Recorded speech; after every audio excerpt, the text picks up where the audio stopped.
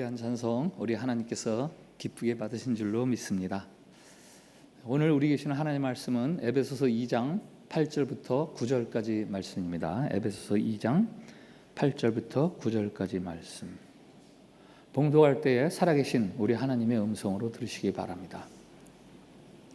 너희는 그 은혜에 의하여 믿음으로 말미암아 구원을 받았으니 이것은 너희에게서 난 것이 아니요 하나님의 선물이라. 행위에서 난 것이 아니니 이는 누구든지 자랑하지 못하게 함이라. 아멘. 샬롬. 샬롬.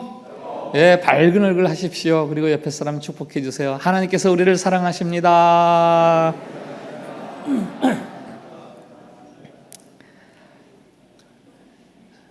지난달에 후임 목사 청빙위원회를 결성해서 박인길 목사 은퇴 후에 참빛교회를 섬길 후임 목사님을 청빙하는 본격적인 절차가 진행 중에 있습니다. 이 일은 사실 청빙위원들에게만 맡길 일이 아니죠. 우리 모두가 다 참여해야 합니다. 그래서 오늘 단체 카톡방에 보니까 청빙위원회에서 이렇게 기도해 주세요라고 기도 제목을 올렸던데요. 다 같이 참여하자라는 것은 물론 이 일을 위해서 우리가 함께 기도해야 되겠습니다만은 그와 더불어서 우리 모두가 해야 할 일이 있습니다. 더 좋은 교회가 되도록 힘쓰는 것입니다. 어떤 목사님을 모셔야 하는가도 중요하겠지만 그것보다 더 중요한 것은 우리가 어떻게 더 좋은 교회가 되어서 목사님을 모실까? 이게 훨씬 더 중요합니다. 왜냐하면 교회는 담임 목사의 어떠함, 그것도 중요하겠지만 그 교회를 이루고 있는 성도들의 어떠함, 그것이 훨씬 더 중요하기 때문입니다. 올해표 그리스도 안에서 자라나기, 익어가기. 참빛교회로서는 올해가 매우 중차대한 시점이기 때문에 우리가 그리스도 안에서 더 좋은 교회가 되도록 힘쓰자 해서 세운 표어였습니다. 오늘부터 새로 시작하는 시리즈 설교 교회 되기. 이 시리즈 설교는 그래서 나누는 말씀들입니다. 한번 따라해 주세요. 교회 되기. 한 번 더. 교회 되기. 오늘은 그 첫 번째 시간, 은혜에 젖어 있는 사람들입니다. 한 번만 더 따라해 주시기 바랍니다. 은혜에 젖어 있는 사람들.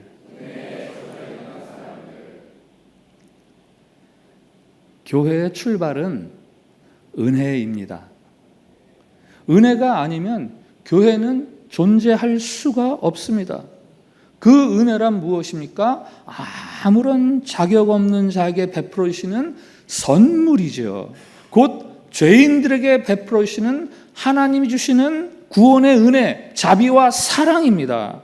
우리를 향하신 하나님의 그 주권적인 선택과 예수 그리스도의 십자가의 공로, 우리가 혹이라도 어떤 선함을 가지고 있다면 그 선함조차 다 이 하나님의 주권과 예수 그리스도의 공로로 인해서 우리에게 주어진 것이고, 그래서 우리는 그것으로 인해서는 오직 하나님께 영광을 돌리지 우리 스스로를 자랑할 것은 아무것도 없습니다. 그러나 신비로운 것이 있는데, 이렇게 우리가 은혜에 젖어 살게 되면 이 세상 어떤 것에서도 얻을 수 없는 만족과 즐거움이 우리 안에 있게 되는 거죠. 이건 단순히 감정적인 기쁨이나 감흥이 아니라 거룩한 희열이라고 할 수 있는, 우리의 존재의 저 바닥에서부터 마르지 않고 샘솟는 그런 샘처럼 우리를 만족하게 하고 우리를 감사가 넘치게 하는 그런 삶을 살게 되는 겁니다. 그래서 더욱 신기한 것은 이 같은 은혜를 알아가는 이 희열로 말미암아 우리는 더더욱 하나님께 가까이 가고자 하는 강력한 동기가 생기게 되고, 그래서 은혜를 알면 알수록 은혜 위에 은혜가 더해지는 삶을 살아가게 되는 거예요. 이 은혜와 반대되는 말이 있습니다. 공로, 자격, 성과주의. 나 자신에 대해서든 아니면 타인에 대해서든 사람의 정체성이나 가치를 그의 업적이나 성과로 결정하는 것을 말하는 거죠. 업적이나 소유가 그 사람의 가치를, 인격을 좌우하는 것. 무엇을 성취하는 것이 나쁘다거나 쓸모없다, 이런 말씀을 드리는 게 아닙니다. 그런 것들이 우상처럼 나의 가치 판단인 중심에 딱 자리를 잡아서 사람들을 그런 식으로, 나 자신을 그런 식으로 대하는 것이고, 그렇게 살아가는 것은 은혜에 젖어 살아가는 삶과 정말 판연하게 다른 그런 삶을 살게 합니다. 오늘 본문을 한번 같이 읽어볼까요? 에베소서 2장 8절 9절 같이 읽읍시다. 시작. 너희는 그 은혜에 의하여 믿음으로 말미암아 구원을 받았으니 이것은 너희에게서 난 것이 아니요 하나님의 선물이라. 행위에서 난 것이 아니니 이는 누구든지 자랑하지 못하게 함이라. 아멘. 저기 은혜와 공로 사이의 차이를 말하는 한 단어가 있습니다. 자랑입니다. 자랑. 내가 누리는 것, 나의 나됨이 이게 다 나의 노력의 결과고 다 내 공로요. 그러니 나는 이런저런 자격이 있는 사람이다. 여기서 더 나아가면 다른 사람들은 나보다 못한 자요, 나보다 열등한 자요. 이게 자랑이에요. 에베소 교회는 특징이 있죠. 유대인들과 이방인들이 함께 이룬 교회였습니다. 그들 사이에서는 둘이 하나 될 수 없는 아주 오랜 장벽들이 있었습니다. 혈통과 언어는 물론이고 종교적인 배경 혹은 살아온 문화적인 전통, 이 차이에서 오는 부조화가 강력하게 교회 안에 자리 잡고 있었습니다. 예수 그리스도를 믿는 한 교회를 이루고 있음에도 불구하고 그것들을 극복하지 못했습니다. 서신서 중에서 교회론이 가장 뚜렷하게 드러나는 서신이 있다면 에베소서다라고 말하는 이유는 바로 그거예요. 서로 다른 종족끼리 한 교회를 이루므로 화목한 교회, 하나 되는 교회, 기능과 역할이 다르지만 우리는 다 다른 지체를 가진 한 몸입니다 하는 이 교회론을 그래서 자꾸 강조하는 거예요. 그 교회됨의 근거로 오늘 말씀, 우리는 공로나 자격에 의해서가 아니라 은혜로 부름받은 사람이다라는 소위 말하는 구원론,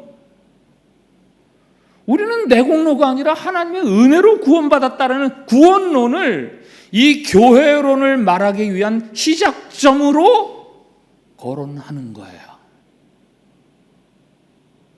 우리가 어떻게 구원을 받았습니까? 오직 예수 그리스도의 십자가의 은혜, 그것이 우리의 구원의 유일한 이유입니다. 우리는 자랑할 것이 없는 사람들입니다. 유대인이라고 나을 바 없습니다. 헬라인이라고 나을 바 없습니다. 이것이 바로 오늘 설교와 연관되어서 말하면 은혜에 젖어 있는 사람들에 대한 이야기입니다. 은혜 아니면, 이 찬양 아시죠? 은혜 아니면 나서지 못하네. 십자가의 그 사랑, 능력 아니면 나서지 못하네. 은혜 아니면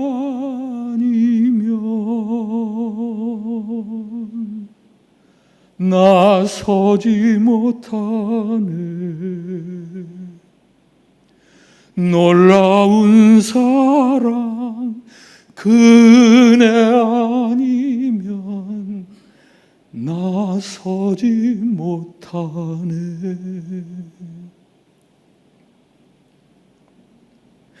은혜가 아니면 내가 지금 이곳에 이렇게 있을 수가 없는 사람입니다 라는 고백이 담겨 있죠. 이 노래 중간에 이런 가사가 있습니다. 화면 좀 띄워주세요. 나의 노력과 의지가 아닌 오직 주님의 그 뜻 안에서 의로운 자라 내게 말씀하셨네. 이제 내가 사는 것 아니요 오직 예수 내 안에 살아계시니 나의 능력 아닌 주의 능력으로 이제 주와 함께 살리라. 십자가 사랑 그 능력으로 나 살리라.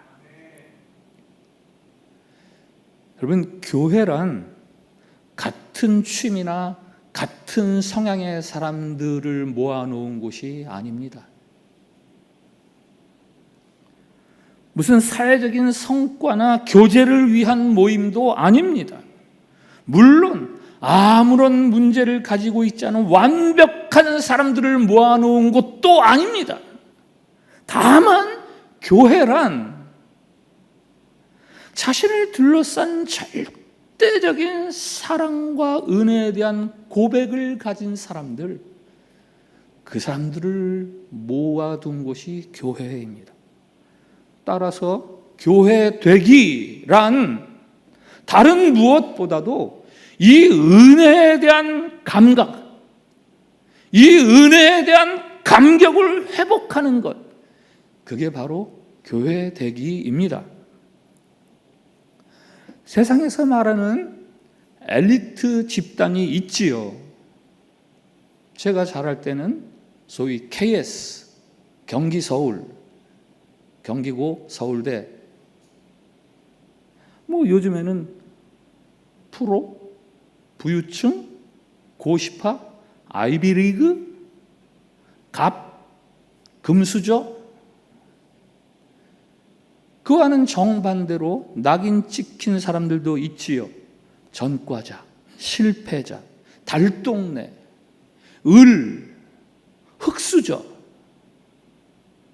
이 모두 학력과 소유, 재능 혹은 지위에 따라서 붙여진 이름들입니다. 의도적이건 아니건 간에 이러한 단어들 속에는 우월감이나 열등감이 스며들어 있습니다. 힘을 발휘하기 위한 집단적인 결속, 집단적인 결합을 도모한다거나 아니면 근거 없는 다른 사람들에 대한 피해의식과 분노가 이 안에서 작동이 되고 있습니다. 그래서 은혜를 소멸한 집단은 소란스럽습니다. 시끄럽습니다. 피곤합니다. 뒤처진 사람들만 피곤한 게 아니에요. 앞서가는 사람들, 1등이나 최고의 자리에 있는 사람들도 피로감이 극심합니다. 서로 녹초가 되는 거예요. 이 공로주의의 피곤함이 교회 안에도 흘러 들어왔습니다.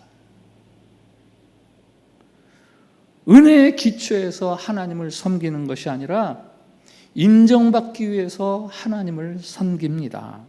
내가 잘해야 하나님이 인정해 주시고 또 내가 모인 이 교회에서도 인정을 받지. 그래서 열심과 헌신을 우월한 신앙의 잣대로 그렇게 사용을 합니다. 교회 생활하다가 상처를 받잖아요.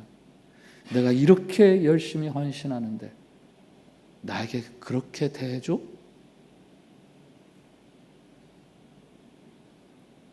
이 공로주의에 오염된 교회일수록 소란스러워요. 시끄러워요. 사나워집니다. 다른 사람을 우습게 여기고 자신은 언제나 옳다 여깁니다. 심지어 하나님의 은혜? 그거 불편해합니다. 은혜라니. 괜한 화가 납니다.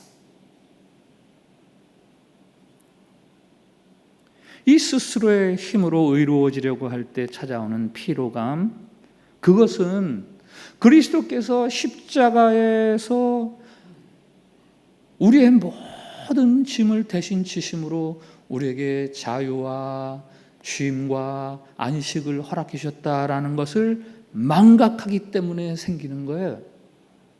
하나님은 우리의 행위, 우리의 doing 이전에 이미 우리를 사랑하십니다. 피로감에 지친 우리에게 필요한 것은 더 많은 열심이나 더 많은 노력이 아니에요. 값없는 하나님의 은혜에 대한 깨달음, 은혜의식. 우리는 오직 그 안에서만 쉼과 평안함을 누릴 수 있습니다. 예수님께서 바리새인과 세리에 대한 비유 말씀을 들려주셨어요. 당시에 바리새인은 오늘날 말로 하면은 아주 칭찬받고 존경받는 모범생들이었습니다. 만일 1세기 유대사회에서 당신 바리새인 같아? 이러면요, 그래요? 고맙습니다 하고 인사받을 수 있는 칭찬의 말이에요. 반면에 세리는 당신 세리 아니야? 그러면 얼굴이 울그락푸락해지면서 나보고 세리라고? 하고 반발을 살 만큼 세리는 사회에서 손가락질 당하는 사람, 문제하여 불황아입니다. 그런데 그 둘 중에서 예수님이 의롭다라고 한 사람들은 바리새인들이 아니라 세리였어요. 왜 그렇습니까? 왜 그렇습니까? 누가복음 18장에 예수님 말씀 그대로에 의하면 바리새인은 성전에서 따로 서서 이렇게 기도합니다. 하나님, 나는 다른 죄인들과 같지 않습니다. 나는 토색하지 않고 불의하지 않고 간음하지 않았습니다. 감사합니다.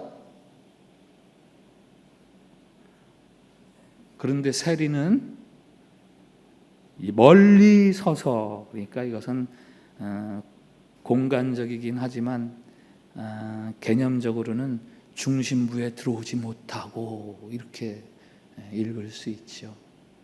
멀리 서서 감히 고개를 들지 못하고 기도합니다. 하나님, 저를 불쌍히 여겨주세요. 저는 죄인입니다. 우리가 교회 되기 위해서는 우리 주님께서 왜 바리새인은 신랄하게 꾸짖으시면서 세리를 칭찬하셨는가? 이 이유를 분명하게 알아야 돼요. 누가는 이 예수님의 말씀을 소개하면서 자기가 갖고 있는 특별한 해설을 덧붙입니다. 누가복음 18장에 이렇게 쓰지요. 자기를 의롭다고 믿는 사람을 자기를 의롭다고 믿고 다른 사람을 멸시하는 자들에게 말씀하시되 하면서 이 이야기를 해주거든요. 누가가. 나는 의롭고 다른 사람들은 눈 아래로 보는 사람들에게 이렇게 말씀하셨다. 성경은 복받는 의인에 대한 말씀이 아닙니다. 복받는 죄인들에 대한 말씀이에요. 하나님께로부터 사랑을 얻을 만큼 훌륭한 사람들의 이야기가 아니라 자격이 없음에도 불구하고 하나님의 사랑을 받는 사람들에 대한 이야기입니다. 여리고의 세리장 삭개오를 아십니까? 예수님의 발에 향유를 붓고 그 자기 머리카락으로 예수님의 발을 닦는 창녀의 이야기를 혹시 알고 계십니까? 아버지 재산을 빼앗듯 받아서 멀리 가지고 가서 다 탕진하고 집으로 돌아오는데 아버지로부터 환대를 받는 탕자의 이야기를 알고 계십니까? 이 이야기들 속에 어디에 자격이나 공로에 대한 이야기가 있습니까? 그저 은혜의 이야기예요. 은혜의 이야기.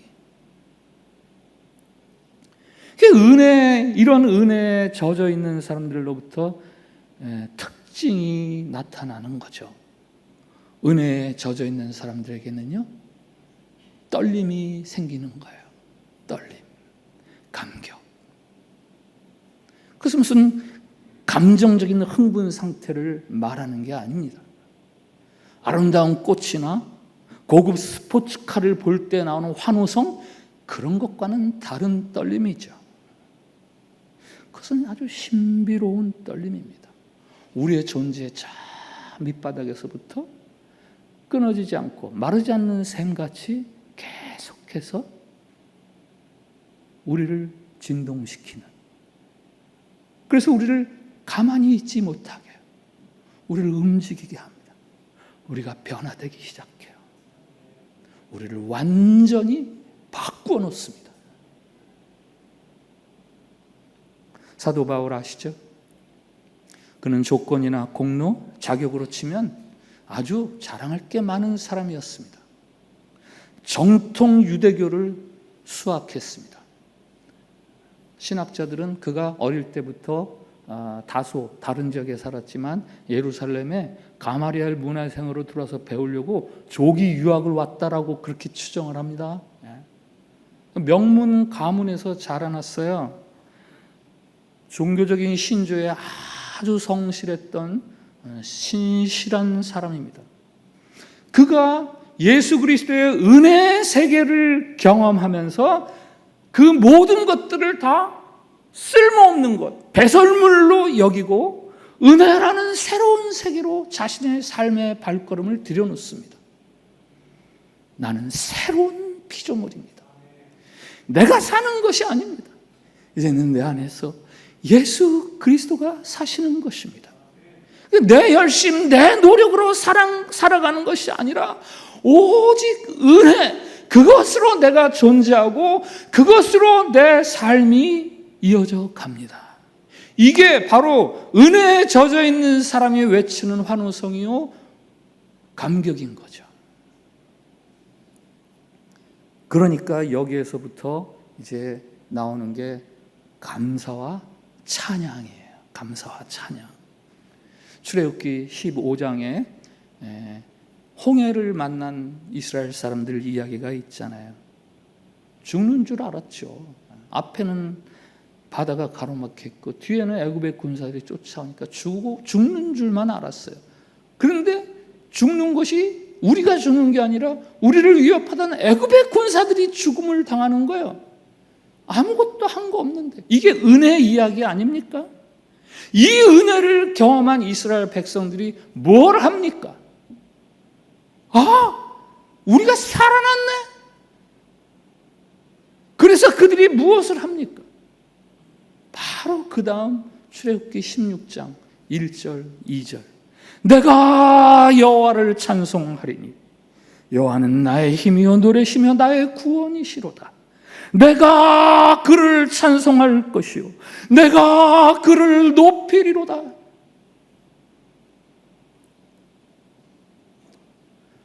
은혜에 젖어 있는 사람들에게서는요, 감사와 찬송이 흘러나옵니다.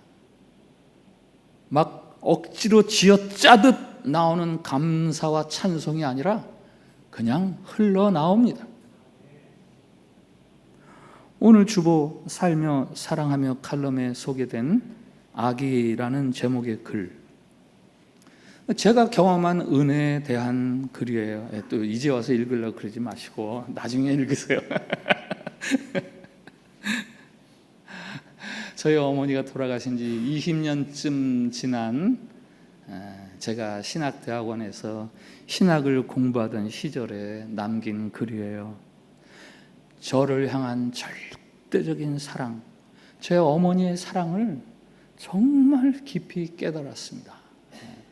저희 어머니가 저를 44살에 낳으셨어요. 그 당시에 44살은 지금의 44살하고 달라요. 그 당시에 한국인들 평균 수명이 60이 안 됐을 때예요. 그 44살에 저를 낳으셔가지고 얼마나 애지중지. 전 늦둥이 막내 아들이었습니다. 아무것도 모른 채 그냥 때만 쓰면서 그 엄마에게 그렇게 발버둥을 치는 거죠. 젖먹이 시절에. 그때 저를 향해 쏟아부어 주시던 그 어머니의 사랑이 그냥 지금 막 느껴지는, 그렇게 생생하게 느껴지는 거예요. 그래서 아기라는 제목으로 글을 적은 거죠. 돌아가신 어머니를 그리워하면서 그의 사랑을 찬미하면서. 그러나 아기라는 이 글은 꼭 제 어릴 적 이야기만 하는 것은 아닙니다. 그 글을 쓰는 저에게 어머니와 겹쳐지는 또 한 분이 있었어요. 하나님.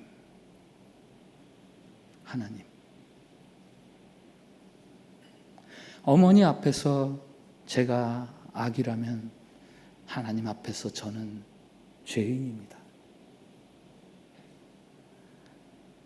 이런 부분이 있죠. 생각이 있다면 자신을 위해서고, 먹기 위해서 울고, 울기 위해서 먹고, 하는 짓은 생떼를 쓰며 소리 높이는 것과 손발을 휘저으며 날 보라는 것뿐입니다. 생각하는 게 온통 나만을 위해서고, 그저 먹자고 모든 것을 다 동원하는 거예요. 손발을 휘저으며 주장하는 게 날 좀 봐라, 날 좀 인정해라.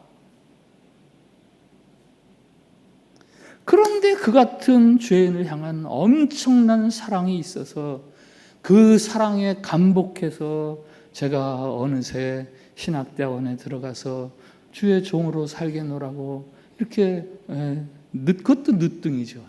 늦둥이 공부를 하고 있으니 그게 참 절망적이지도 않습니다. 어린아이들은 하루에 200번 웃고 어른들은 2번 웃는다, 이런 말이 있잖아요.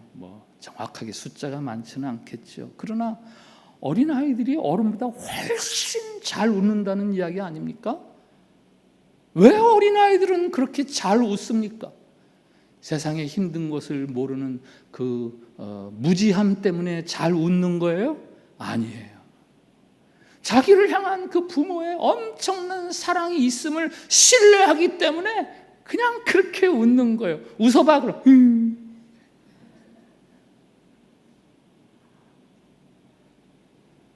돈주머니가 얼마나 가득 찼는가는 중요하지 않아요.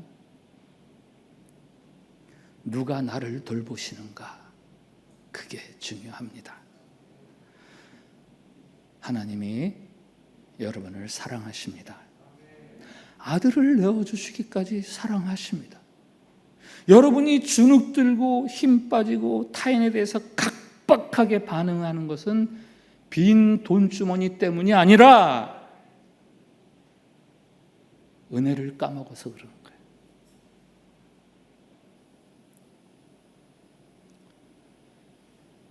밀턴 스타인버그라는 유대 랍비가 말합니다. 화면 띄워주세요. 어리고 젊을 때는 똑똑한 사람이 좋은데 나이가 들어가면서는 친절한 사람이 좋다. 나이가 많이 들었는데도 친절하지 못하다면 그를 멀리해라. 그에게 많은 상처를 받을 것이다. 인생 살아가다 보니까 똑똑한 사람보다는 친절한 사람이 좋더라. 그 친절함이란 바로 은혜와 사랑에서 나오는 거죠. 경험과 지식이 많은데 은혜를 모르는 사람은 가까이 하지 말아라. 그는 다른 사람들에게 상처 주기 쉬운 사람들이다. 은혜와 사랑을 아는 사람들이 주변 사람을 편안하게 하는 사람들이다.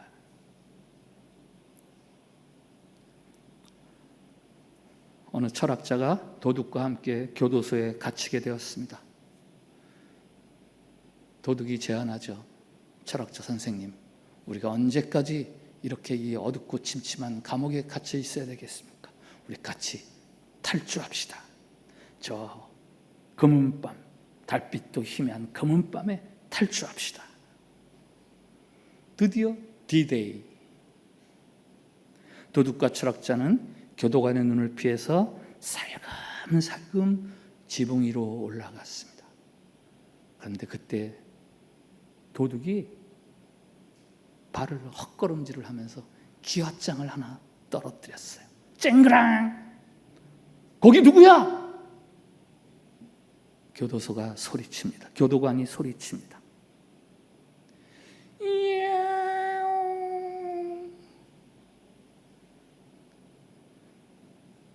도둑이 고양이 소리를 내서 겨우 위기를 모면했습니다. 근데 조금 후에 이번엔 철학자가 기아장을 떨어뜨렸습니다. 쨍그랑! 이게 뭔 소리야? 거기 누구야? 교도관이 소리치자 철학자가 이렇게 대답했습니다. 나는 고양이입니다.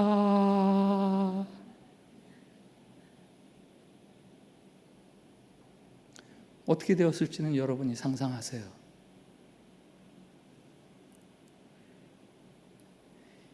야옹과 고양이는 이 둘 사이에는 어마어마한 차이가 있는 거예요. 야옹은 고양이의 존재 자체를 드러내는 본질을 말합니다. 고양이입니다는 그 본질을 가지고 있는 것에 붙여지는 이름 혹은 모양, 형식입니다. 많은 크리스천들이, 많은 교회가 나는 크리스천입니다, 우리는 교회입니다 라고 말하는데 정작 그 그리스도인이 교회가 가져가야 할 본질, 은혜, 그거에 대해서 알지 못합니다. 은혜에 젖어서 살지를 못합니다. 향을 싼 종에서는 향내가 나게 되어 있어요. 생선을 싼 종에서는 비린내가 납니다. 여러분에게서는 어떤 냄새가 납니까? 물에 젖은 사람이 지나가는 자리에는 물이 뚝뚝 떨어집니다. 여러분이 지나가는 자리에는 뭐가 떨어집니까? 여러분은 무엇에 젖어 있습니까?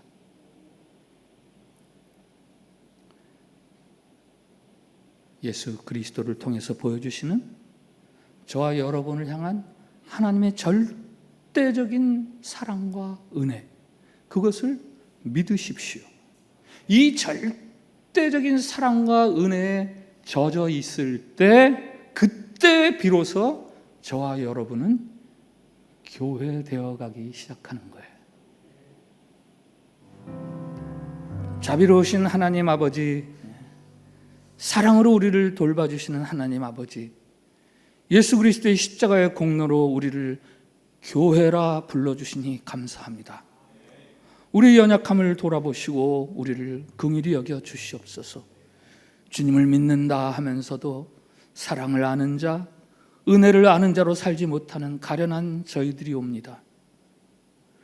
우리가 참된 교회를 이루어가게 해 주시옵소서. 그러기 위해 우리가 잃어버린 은혜 의식을 일깨워 주시옵소서. 예수님의 십자가, 그 은혜 위에 단단히 뿌리를 내리고 서서 우리로부터 또 다른 은혜가 흘러나가게 해 주시옵소서. 예수님 이름으로 기도합니다. 아멘.